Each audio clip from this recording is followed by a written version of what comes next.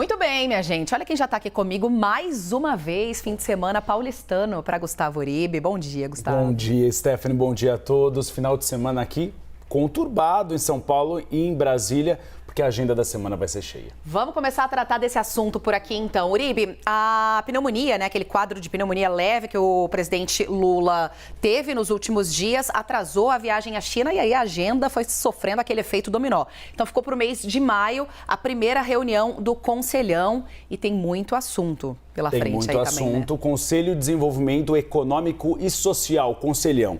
Ele foi criado durante a gestão de Luiz Inácio Lula da Silva lá em 2003, continuou no governo Dilma Rousseff, foi para o governo Michel Temer e aí Jair Bolsonaro decidiu desativá-lo, porque avaliava que os gastos eram muito altos. E realmente essa crítica ela é justa. Você tinha pagamento de passagens aéreas de ida e volta para os integrantes do Conselhão.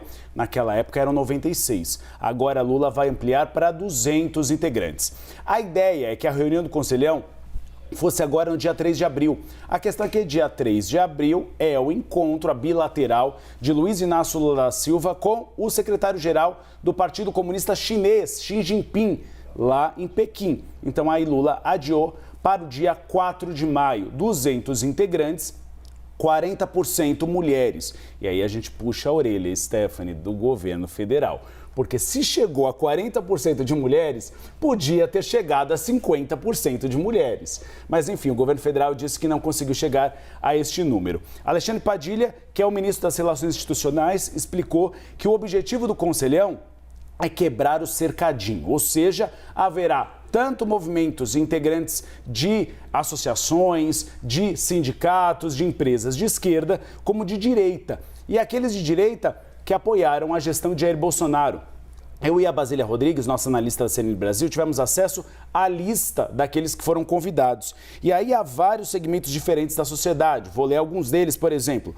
Há entidades como a FEBRABAN, a Federação Brasileira dos Bancos, a Federação das Indústrias do Estado de São Paulo, a Fiesp, além de representantes de empresas como Nubank, Itaú, BRF, Coteminas, Cosan, Magazine Luiza, Microsoft, Uber e Huawei. A gigante chinesa, Lula pretende, quando for a Xangai, até visitar um dos centros de pesquisa dessa empresa de tecnologia. Então, a reunião no Conselhão, a reativação fica para o dia 4 de maio, não mais para o dia 13 de abril. Stephanie.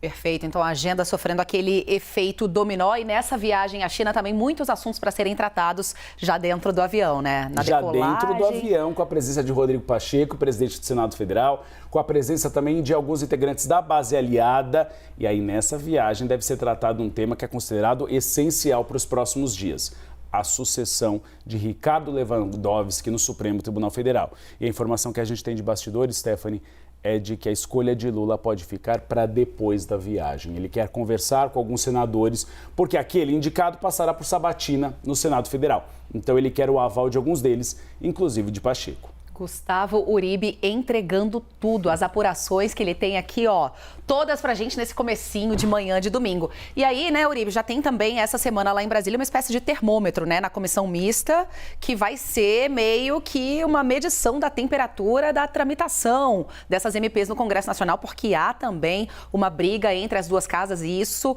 o Executivo tá de olho, interessa muito. Interessa para saber a relação, como vai ficar de Arthur Lira e Rodrigo Pacheco.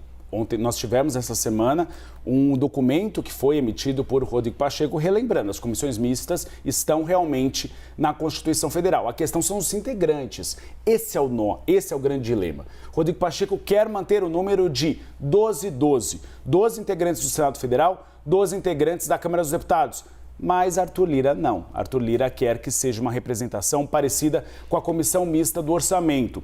3 deputados federais para cada um senador.